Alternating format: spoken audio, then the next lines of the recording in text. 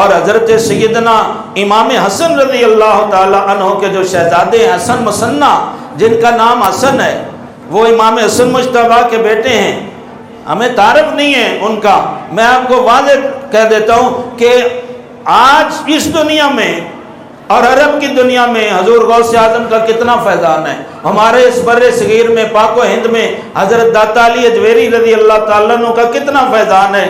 یہ دونوں شہزادے امام داتا گنج بخش علی اجویری اور سیدنا غوث اعظم، یہ دونوں شہزادے امام حسن مجتبیٰ کی نسل سے ہیں۔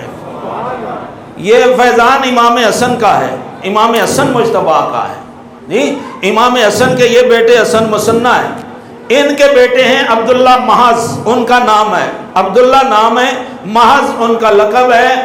عبداللہ محض کی نسل سے جناب سیدنا غوث اعظم شیخ عبد القادر جیلانی ہیں، اور امام حسن کے دوسرے بیٹے، امام حسن کے دوسرے بیٹے جن کا نام زید ہے، زید کی اولاد سے تاجدار لاہور داتا علی اجویری گنج بخش فیض عالم مظہر نور خدا ناقصارا پیر کامل کاملارا رہنما، یہ دنیا میں دو جو بڑی شخصیتیں ہیں، یہ فیضان کس کا ہے؟ یہ حضرت امام حسن مثنی کا فیضان ہے۔ وہ علم حدیث کے امام ہیں، امام حسن مثنی، اللہ اکبر۔ اور وہ حضور سے مولا علی پاک سے روایت کرتے ہیں والد گرامی کے کہ مجھ سے حدیث بیان کی میرے والد حضرت امام حسن نے، اور امام حسن کہتے ہیں کہ میں نے اپنے والد علی المرتضیٰ سے، اور علی المرتضیٰ فرماتے ہیں میں نے رسول اللہ سے سنا۔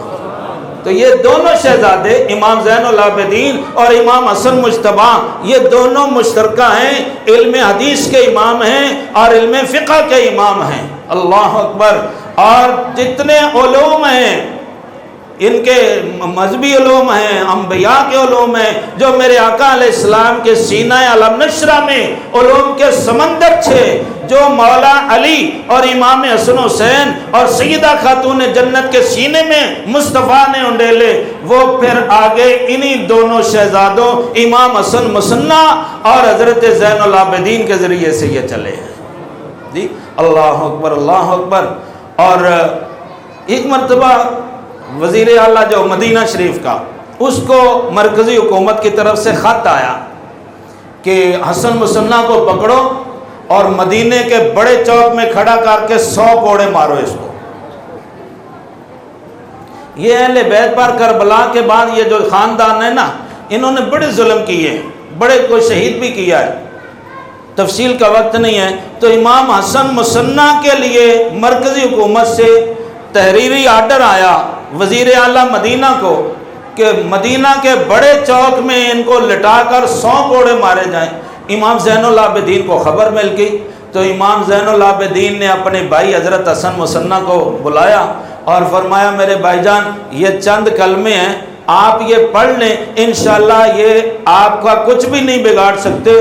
تو حضرت امام حسن مثنی نے وہ وظیفہ جو امام زین العابدین نے، یہ دونوں چچا زاد بھائی ہیں آپس میں، تو ان کو رحم آیا امام زین العابدین کو، انہوں نے وظیفہ بتا دیا، فرمایا یہ پڑھ لو اور چلے جاؤ، اور یہ پڑھ کے چلے جانا، وہ تمہارا کچھ بھی نہیں بگاڑ سکیں گے۔ چنانچہ امام حسن مثنی نے وہ وظیفہ پڑھا، وزیر اعلیٰ اس میں چلے گئے، ان کی جرت ہی نہیں ہوئی کہ وہ پوچھ سکیں کہ کیسے آنا ہوا کیسے جانا ہوا ہے، اللہ اکبر سبحان اللہ۔ یہ اللہ کے اتنے قریب ہیں یہ دونوں بزرگ، اللہ اکبر۔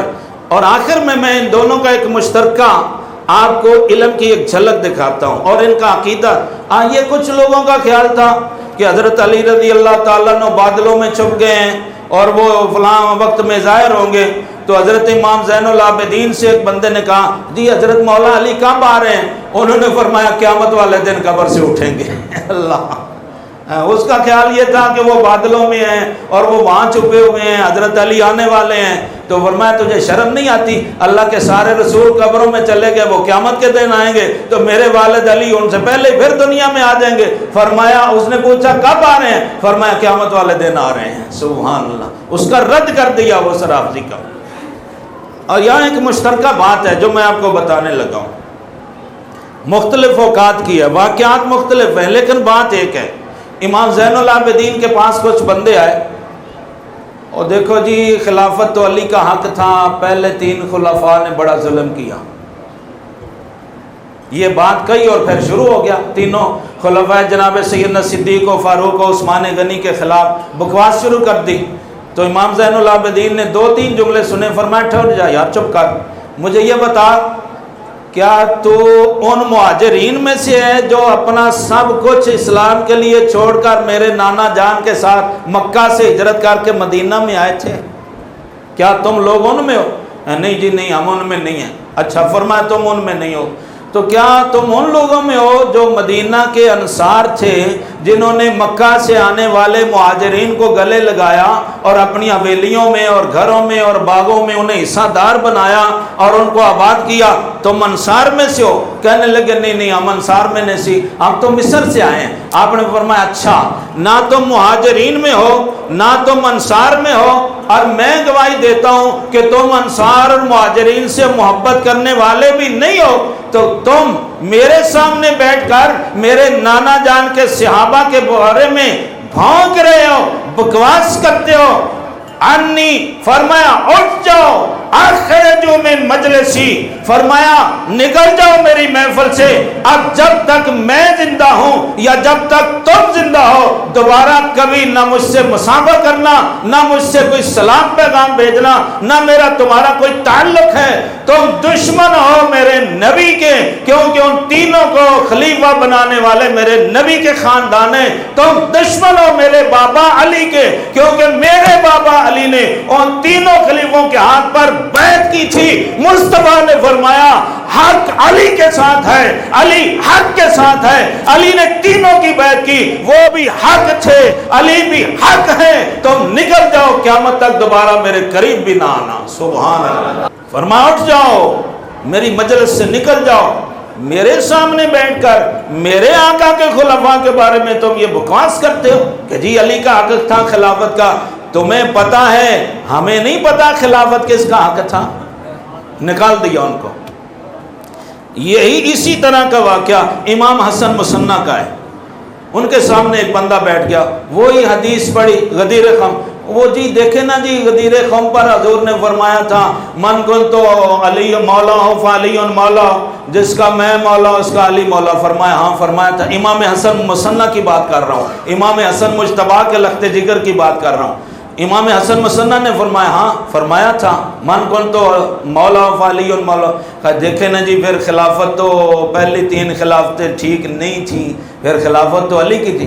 فرمایا بکواس کرتا ہے میرے سامنے, میں نبی کا بیٹا ہوں, میں حسن کا لخت جگر ہوں. تجھے سمجھ آ گئی ہے من کن تو مولا کی, ہمیں نہیں سمجھ آئی اہل بیت کو؟ تجھے آج سمجھ آئی ہے اس فرمان کا کیا مطلب ہے؟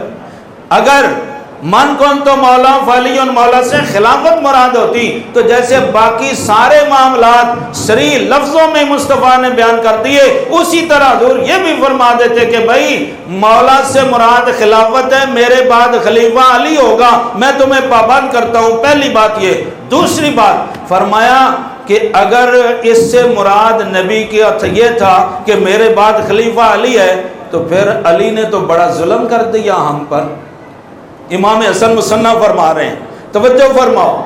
شاید یہ بات آپ نے پہلے اس انداز سے نہ سنی ہو جیسے امام حسن مصنع نے سمجھا دیا. فرمایا اگر خلافت علی ہوتی تو پھر میرے بابا جان علی نے تو بڑا ظلم کر دیا ہے کہ نہ خود خلیفہ بنے نہ ہمیں بننے دیا, اور پھر میرے بابا جان علی نے تو اللہ کے اور اللہ کے رسول کی نافرمانی کر دی کہ اللہ اور اس کا رسول علی کو خلیفہ بناتے ہیں اور علی نے وہ خلافت قبول ہی نہیں کی, اللہ کی بھی نافرمانی کی, نبی کی بھی نافرمانی کی.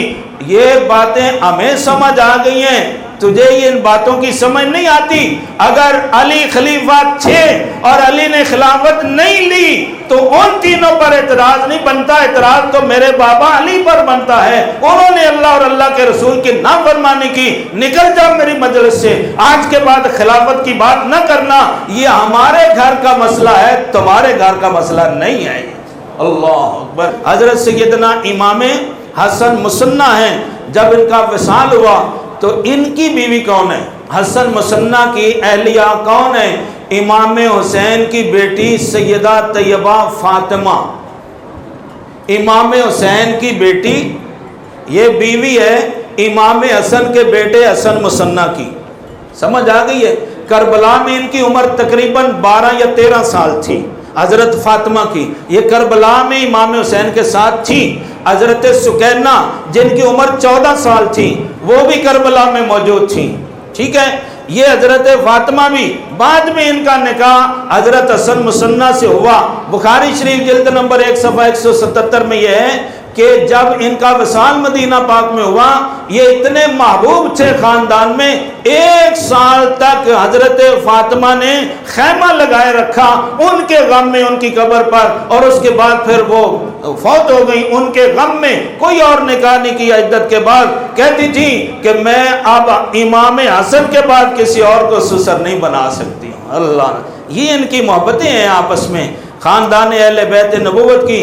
اور یہ دونوں شہزادے جو ہے سیدنا امام حسن مسنہ اور سیدنا امام زین العابدین، یہ دونوں جو دریا ہیں حسن و حسین کے فیضان کے، اس دریاؤں کے 2 بیراج یہ ہیں، ایک کا نام زین العابدین ہے، ایک کا نام حسن مسنہ ہے۔ یہ فیضان بٹ رہا ہے۔